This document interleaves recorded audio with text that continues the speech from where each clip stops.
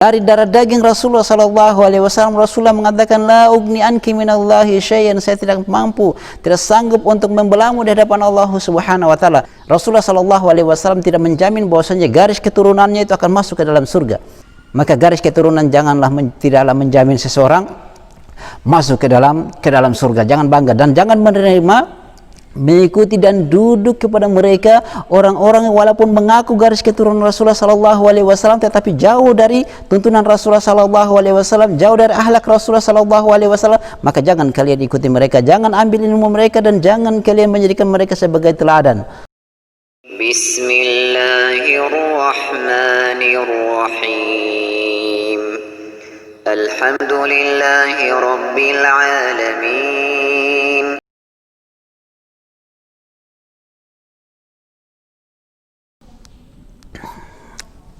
Bismillahirrahmanirrahim. Assalamualaikum warahmatullahi wabarakatuh.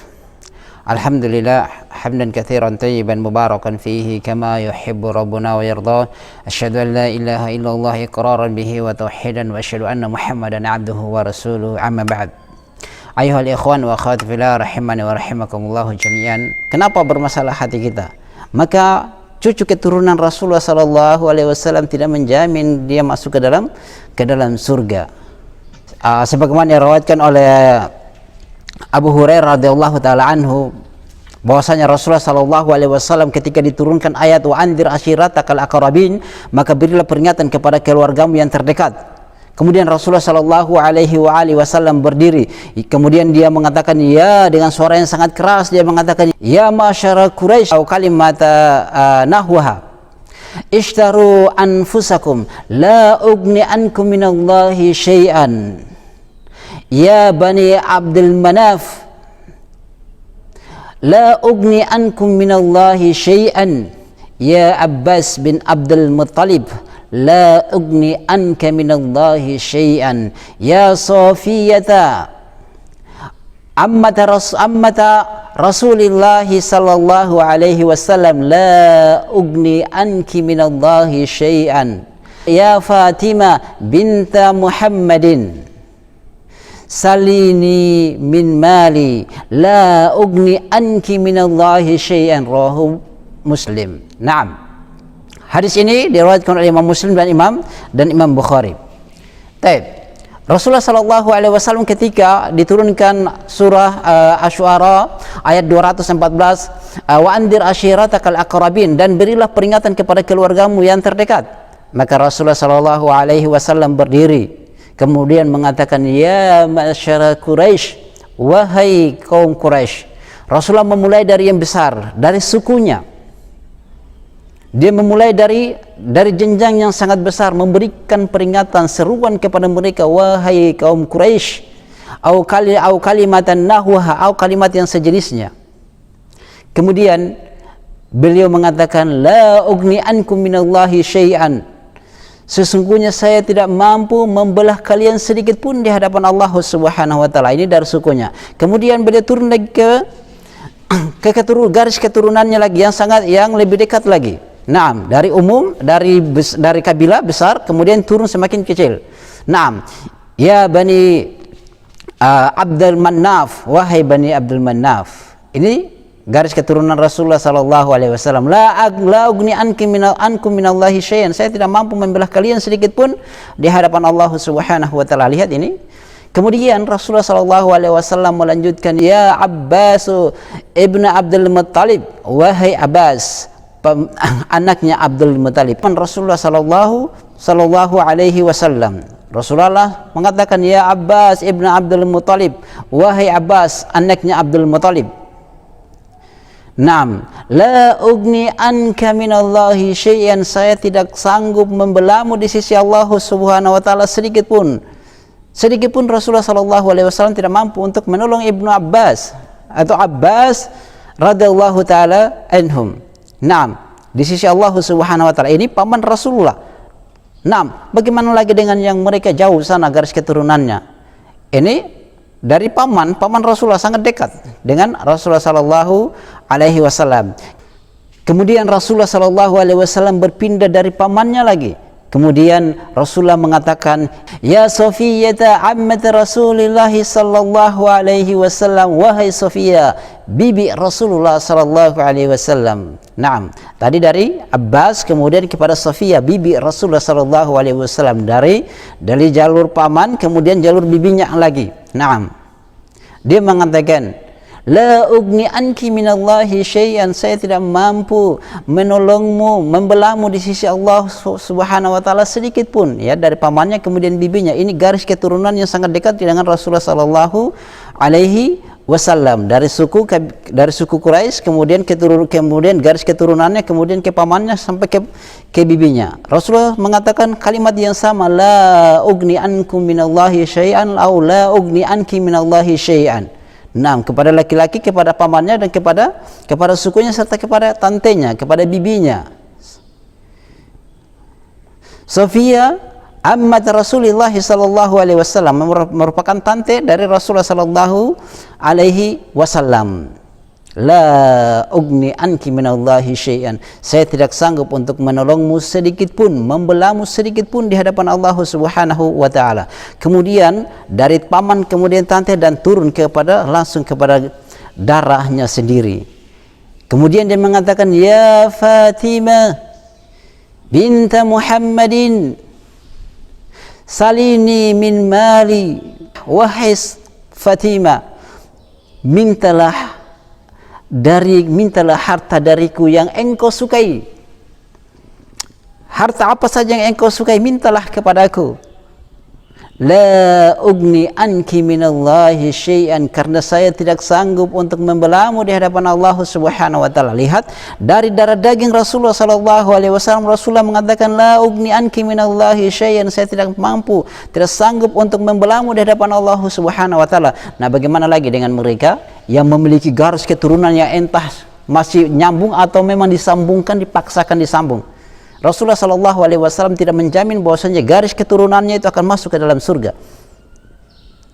Nah, maka jangan kita berbangga dengan kita sebagai keturunan Nabi tetapi memiliki akhlak yang sangat jauh, dengan ucapan-ucapan yang kasar. Kita menasihati orang dengan ucapan yang kasar kepada pemerintah kita terutama. Nah, walaupun dia memiliki garis keturunan, jangan kalau dia kasar dan tidak mengikuti Rasulullah, maka jangan kalian ambil ilmu dari mereka, jangan kalian duduk dengan mereka, dan jangan jadikan teladan kepada mereka. Namun jika garis keturunan ini, cucu-cucu mereka ini adalah orang-orang yang kembali berpegang kepada Al-Quran dan Sunnah, maka ikutilah mereka. Tetapi kalau mereka tidak mengikuti, tidak ittiba kepada Rasulullah, baik dari segi penasihatan mereka kepada pemerintah, ketaatan mereka kepada pemerintah, kalau mereka memberontak maka jangan taat kepada mereka, karena Rasulullah sallallahu alaihi wasallam bersabda, "Man kariha min amirihi syai'an falyasbir." Siapa yang membenci sesuatu dari amirnya kalian atau dari pemerintah, maka dia bersabar. Naam. Dia bersabar. Terkait dengan hadis ini,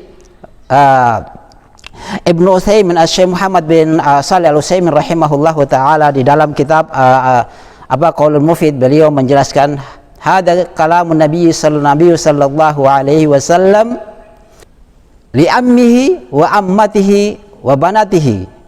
Naam, ini adalah lafaz atau ucapan Nabi sallallahu alaihi wasallam kepada pamannya, kepada bibinya, dan kepada anaknya, kepada ammuhu wa ammatuhu wa banatuhu, kepada paman, kepada bibinya, dan kepada anaknya.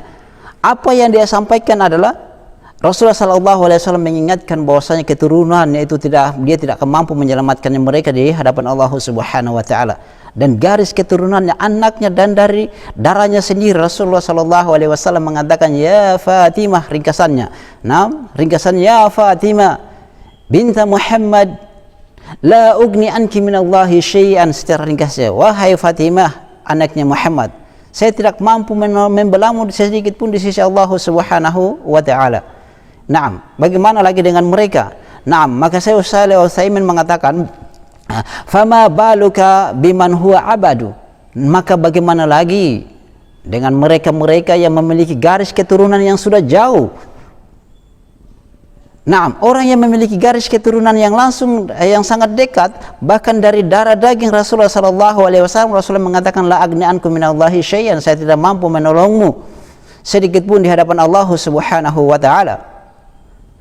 Naam, tidak mampu menolongmu sedikit pun di hadapan Allah Subhanahu wa taala. Maka orang-orang Syekh rahimahullahu taala mengatakan alladzi yanfa'u binisbati li Rasulillah sallallahu alaihi wasallam huwa al-iman wa ittiba'uhu, bahwasanya orang-orang yang memiliki garis keturunan kepada Rasulullah sallallahu alaihi wasallam yang memberikan manfaat adalah mereka beriman dan mengikuti Rasulullah sallallahu alaihi wasallam. Mereka mengikuti di atas keimanan, kemudian mereka mengikuti Rasulullah sallallahu alaihi wasallam dalam keadaan hati mereka menerima ucapan Rasulullah ataupun tidak, cocok hadis-hadis Rasulullah yang sahih dengan hati mereka ataupun tidak, mereka tetap mengatakan sami'na wa ata'na, kami dengar dan kami taat. Maka kaum muslimin yang semoga dirahmati Allah Subhanahu wa taala, jangan terlalu kita merasa bangga kita memiliki garis keturunan kepada Rasulullah sallallahu alaihi wasallam, karena itu tidak menjamin Anda masuk ke dalam surga. Orang-orang yang masuk ke dalam surga adalah siapa yang bertakwa, siapa yang soleh, yang paling bertakwa di hadapan Allah, yang paling bertakwa kepada Allah Subhanahu wa taala. Mereka adalah orang-orang yang memiliki garis nasab kepada Rasulullah sallallahu alaihi wasallam, yaitu orang yang beriman dan orang yang mengikuti Rasulullah sallallahu alaihi wasallam dengan baik dengan pemahamannya. Para sahabat radhiyallahu taala anhu, lihatlah, mereka bukanlah orang-orang yang memiliki garis keturunan yang memberontak kepada penguasa. Di mana garis keturunan Rasulullah sallallahu alaihi wasallam? Ali bin Abi Thalib memberontak kepada Utsman bin Affan, dia memberontak kepada Abu Bakar As-Siddiq dan Umar bin Khattab. Di mana Ali bin Abi Thalib melakukan hal itu? Di mana Hasan dan Husain melakukan hal itu, memberontak kepada Amirul Mukminin? Kita tidak memiliki sejarah-sejarah, kecuali kita dapatkan orang-orang. Kalau kita melihat sejarah, kita akan dapatkan sumber pemberontakan adalah dari Dzulhuwaisirah ketika beliau mengatakan Rasul, ya Muhammad, berbuat adillah engkau ketika pembagian ghanimah. Rasulullah, dia merasa bahwasanya Rasulullah itu membagi ghanimah itu tidak secara merata. Ada yang diberikan 100 ekor onta, ada yang bahkan lebih, bahkan ada yang tidak mendapatkan sama sekali. Bahkan para sahabat ada yang tidak mendapatkan sama sekali, seperti Abu Bakar As-Siddiq, Umar bin Khattab, Ali bin Abi Thalib, itu tidak mendapatkan sama sekali. Karena mereka berperang untuk mendapatkan demi Allah dan Rasul sallallahu alaihi wasallam, bukan karena ghanimah tersebut. Naam. Nah, inilah Dzulhuwaisirah. Maka Ali bin Abi Thalib radhiyallahu taala anhu mengatakan, ya Rasulullah, izinkan saya pisahkan lehernya dengan badannya, saya penggal dia, pisahkan antara kepalanya dan lehernya. Tapi Rasulullah sallallahu alaihi wasallam mengatakan, jangan, biarkan saja dia. Bagaimana perkataan orang bahwasanya Muhammad membunuh sahabatnya? Tetapi ketahuilah bahwasanya akan muncul di balik orang ini adalah orang-orang yang mereka pandai membaca Al-Quran, namun mereka keluar dari Islam bagaikan anak panah yang keluar dari busurnya. Maka pemberontakan kepada pemerintah itu bukanlah dari garis keturunan Rasulullah sallallahu alaihi wasallam, dan Rasulullah tidak pernah ajarkan hal itu. Maka mereka mengambil bukan dari ilmu Rasulullah sallallahu alaihi wasallam. Mereka tidak mengikuti Rasulullah sallallahu alaihi wasallam, tapi mereka mengikuti Dzulhuwaisirah ini. Naam. Orang-orang yang dikatakan khawarij, Rasulullah sallallahu alaihi wasallam mengatakan kilabunar. Yang memahami pemberontakan, yang memiliki pemahaman pemberontakan, maka mereka itulah orang-orang khawarij yang Rasulullah mengatakan anjing-anjing neraka. Dan datang lagi dari riwayat lain bahwa sejelek-jelek manusia yang berada di bawah kolong langit ini adalah khawarij. Kaum muslimin yang semoga dirahmati Allah Subhanahu wa taala, ada kemarin seorang ustadz yang menceramah, dia sudah memerintahkan untuk berperang. Siapa yang dia mau perang, ya ikhwan? Katanya dia sudah menyampaikan kepada syekh.